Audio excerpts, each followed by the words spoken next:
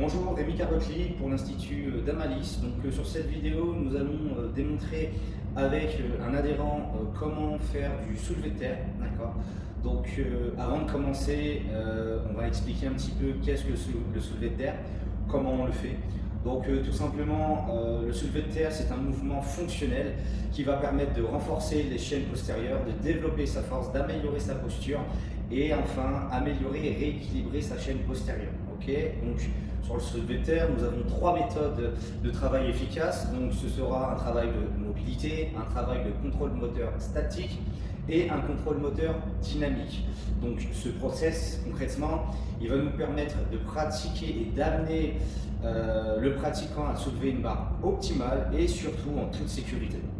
D'accord. Le matériel préconisé, tout simplement, c'est ou pieds nus ou en semelle plate. Évidemment, là je montre le mauvais exemple, je n'ai pas les bonnes chaussures à l'instant T, mais où on se met pieds nus, ou sinon on a, là moi par exemple, j'ai ce qu'on appelle des chaussures d'haltérophilie, où on a une semelle plate. Le fait d'être pieds nus ou avoir une semelle plate, ça va nous permettre d'avoir une meilleure stabilité lors du mouvement. D'accord. Pour le matériel nécessaire, on va avoir du coup le rouleau avec ou sans picot. Là pour le coup j'ai avec des picots. On va utiliser également l'élastique. On va utiliser l'élastique, donc les bandes. Selon les couleurs, on a plusieurs résistivités. Ça également, ça va nous permettre de contrôler un petit peu la souplesse et la mobilité de notre adhérent. On va faire un exercice qui s'appelle l'Active Leg Raise. C'est un test utilisé par le FMS. Pour nous, en fait, l'avantage, c'est que ça va nous permettre de tester la mobilité et la stabilité de la hanche de notre élève. Et ça va surtout nous donner une base de travail. Avant toute chose, on aura besoin du coup d'un élève, on aura besoin d'un bâton, c'est ce qui va nous permettre de déterminer justement sa mobilité et sa stabilité au niveau des jambes et surtout des hanches. La première des choses, on va déterminer son genou, déterminer au niveau de son bassin, Et alors c'est artisanal, mais ce qu'on va faire, c'est qu'on va surtout déterminer le milieu de sa cuisse. Au niveau de la rotule, on est là, son bassin, il est à ce niveau-là. Je sais que son milieu de cuisse est ici, et à ce niveau, à partir de là, je vais mettre mon bâton sur ce niveau-là. Là, j'ai déterminé son milieu de cuisse. L'idée sera de savoir s'il a la mobilité sur son pied gauche et sur sa jambe gauche et sa jambe droite. Pour cela, au niveau des chevilles, la cheville en fait, lorsqu'il va monter sa jambe, celle-ci doit être toujours allongée, les pieds vers le haut. La pointe de pied, on va la pousser vers le haut pour vraiment garder le pied bien stable, sur les deux pieds d'ailleurs. Et l'idée c'est que si au niveau de ses chevilles, il passe derrière le bâton, c'est qu'il est très souple, d'accord. Il est ce qu'on appelle niveau 1.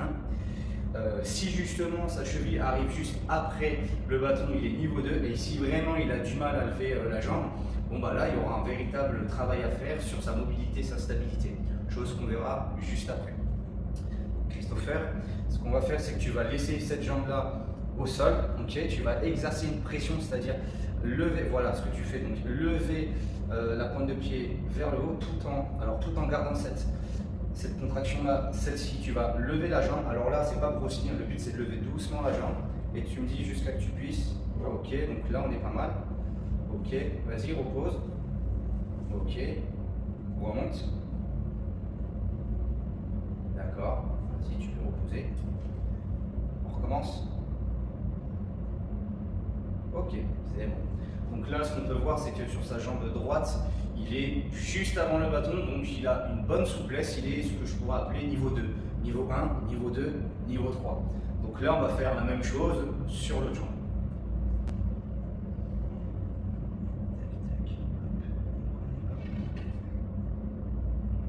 Vas-y.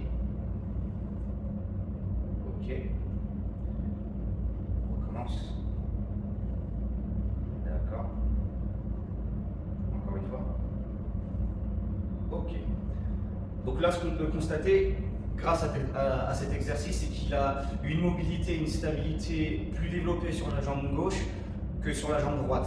On est niveau 1 sur la jambe gauche et niveau 2 sur la jambe droite. Donc là, on va directement passer sur des exercices de flexibilité ainsi que de mobilité. Donc sur la flexibilité, on va tout simplement faire des étirements avec du coup la bande. Okay. Et sur la mobilité, on fera au rouleau. Donc à partir de ce moment-là, on va du coup faire un exercice pour la flexibilité. Donc on va utiliser pour ça un élastique avec une résistance. Donc je vais te demander de te mettre directement sur le dos. Okay. La bande, tu vas la placer hop, au milieu de ton pied. Tu vas tenir fermement avec une main l'élastique, okay. Et tu vas monter doucement ta jambe. Okay. Une fois que ça bloque un petit peu, tu la tiens fermement et tu vas tirer un petit peu. Voilà. Et dès que ça tire, okay, tiens-le vraiment fermement. Voilà, ok. Et une fois que ça tire, tu tiens une quinzaine de secondes, 15-20 secondes, ok. Et ensuite tu relâches doucement et tu répètes une deuxième fois. Là, normalement, tu as toute cette partie-là qui est censée étirer. Ok. Ok, là on est pas mal. Du coup, là tu relâches doucement. Ok, on repart du sol et on répète le mouvement.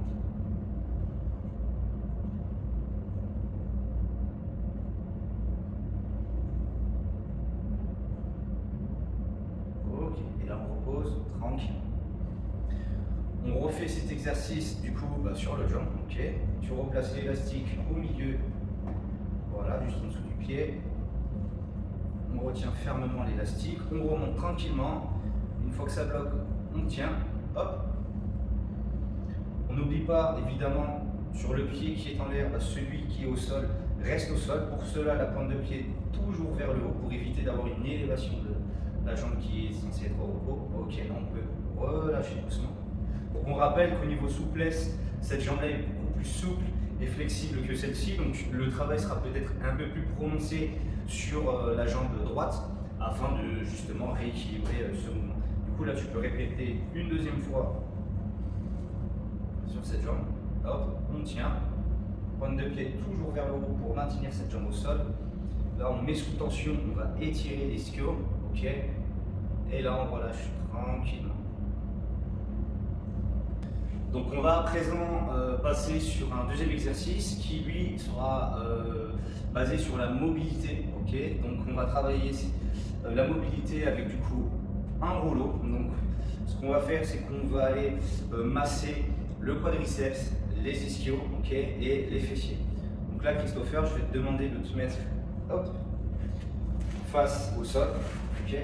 Ce qu'on va faire, c'est qu'on va étirer, on va masser le quadriceps en deux parties. Donc la partie basse, ensuite la partie haute. La même chose pour les ischios, partie basse, partie haute. Et ensuite, on va remonter au niveau des fessiers. D'accord? Alors, hop, tu vas te placer dessus. Tu pars du bas. Ok. Le pied en appui, celui-là par-dessus. D'accord? Le but, c'est pas de s'avachir non plus dessus, mais vraiment d'exercer une pression suffisante pour pouvoir masser. Ok? Sur le genou à gauche. Celui-là sur le genou. En fait, tu vas te positionner là, ton cylindre il va être ici, et en fait tu vas ramener. Ok.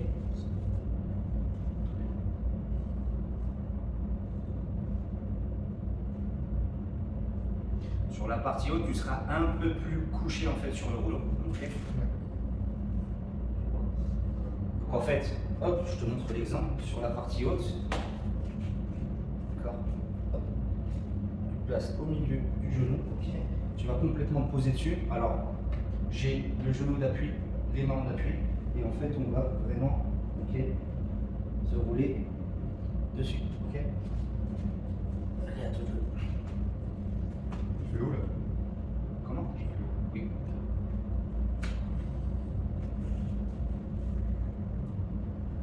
Voilà.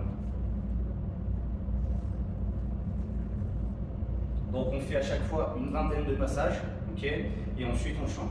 On fait une vingtaine de passages sur les quadriceps, hop, on change, une vingtaine de passages sur les ischios, on change à nouveau, on passe sur les fessiers.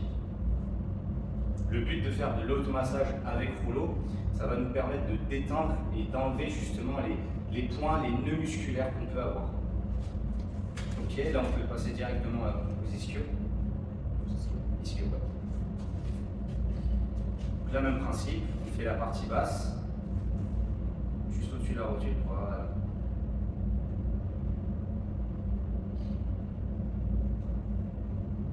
Super. Ouais. Après les étirements.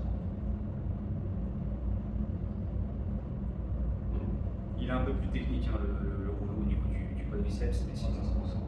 Ok, là on va passer sur la partie haute de l'ischio.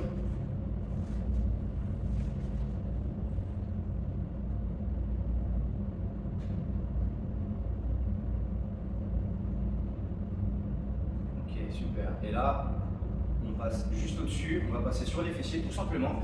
Tu vas poser une fesse, voilà, et tu roules dessus, tout simplement.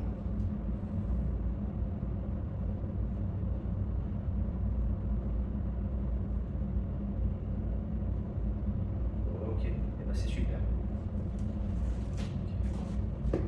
On va à présent passer sur ce qu'on appelle la respiration diaphragmatique, donc une respiration qui sera basée au niveau des abdominaux, donc au niveau du ventre.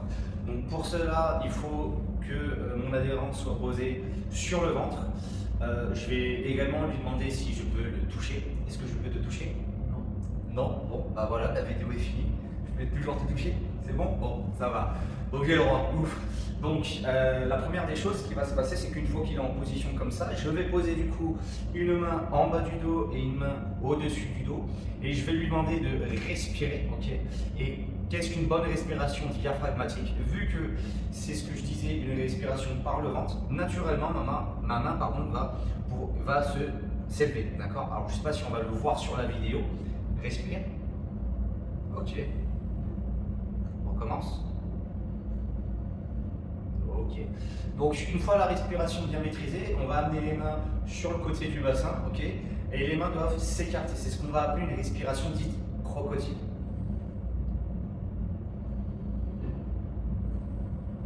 On recommence. Ok. Après avoir fait la correction au niveau de la mobilité, de la stabilité des hanches, donc là on va passer directement sur un exercice qui va permettre de travailler tout ce qui va être contrôle moteur statique. Donc nous, ce qu'on va faire, c'est qu'on va faire le mouvement du full knee, ok, tout simplement. Donc tu vas commencer à te mettre du coup sur les genoux, ok. Tu vas ce qu'on appelle engager du coup les abdos, les fessiers pour vraiment. Écoutez, le profil c'est parfait, c'est rester droit. Donc on engage les fessiers. On serre bien les abdos. Au niveau de la prise en main de ta kettlebell, hop, tu la prends et tu vas en fait mettre la boule vers le haut, ok. Et tu vas faire ce qu'on appelle un halo. Tu vas prendre la kettle, ok, et tu vas la retourner, ok. Donc tu la prends, mets-la vers le haut, ok. Tu vas inspirer, tu vas bloquer, tu me fais un tour et tu me repars dans l'autre sens, ok. Allez, de l'autre côté. Une fois. Encore une fois. Encore. Et un dernier de l'autre côté. Ok, et là tu peux reposer. Après avoir vu l'exercice pour le contrôle moteur statique, on va passer sur le contrôle moteur dynamique. Donc ce qu'on va chercher, c'est à réactiver du coup les fessiers, à apprendre à maximiser le mouvement d'extension de la hanche. Donc pour ceci, on va utiliser un exercice qui s'appelle le bridge et le matériel utilisé, du coup, ce sera le rouleau. D'accord? Donc pour ceci, je vais demander du coup à mon adhérent, et il est déjà, de se placer dos au sol et du coup de fléchir les genoux, pieds au sol. Pour ça, il faut... Voilà, donc là c'est bon. Donc les talons, donc les pieds toujours fixés au sol, et on va faire ce qu'on appelle une extension de la hanche et non de la colonne. Donc cette partie-là doit remonter, les mains, la paume des mains, voilà, bien mis au sol, donc comme tu veux, hein. Comme ça tu prends appui et on va aller chercher l'extension de la hanche. Ok, on recommence. Ok, encore une fois. Ok, super. On va recommencer l'exercice avec une difficulté petite supplémentaire. On va utiliser du coup le rouleau. Le rouleau, tu vas le placer entre les jambes. Ok. Tu vas serrer ce rouleau et on va répéter le même mouvement, extension de la hanche. Allez, c'est reparti. Ok. fois. Ok, super. Donc cet exercice contrôle moteur dynamique, il va énormément nous servir. Donc le bridge est super en fait et il va être utile, ce sera pour le soulevé de terre, notamment sur le prochain exercice qu'on va voir en semi-technique, le soulevé de terre dit sumo. Ce qui va se passer, c'est qu'on va faire ce qu'on appelle du coup du semi-technique en soulevé de terre sumo. Ok. Donc là, ce qui va se passer, c'est qu'on est du coup sur une barre avec un minimum de charge. Donc ce que tu vas faire du coup, c'est que tu vas placer tes mains en pronation, largeur d'épaule. Ok. Au niveau de la position des pieds, tu vas pointe de pied légèrement vers l'extérieur. Ok. Les pieds assez écartés pour assurer le passage du coup des bras. D'accord. On va placer les tibias à la verticale, les bras sont tendus, on va engager du coup les triceps, ok.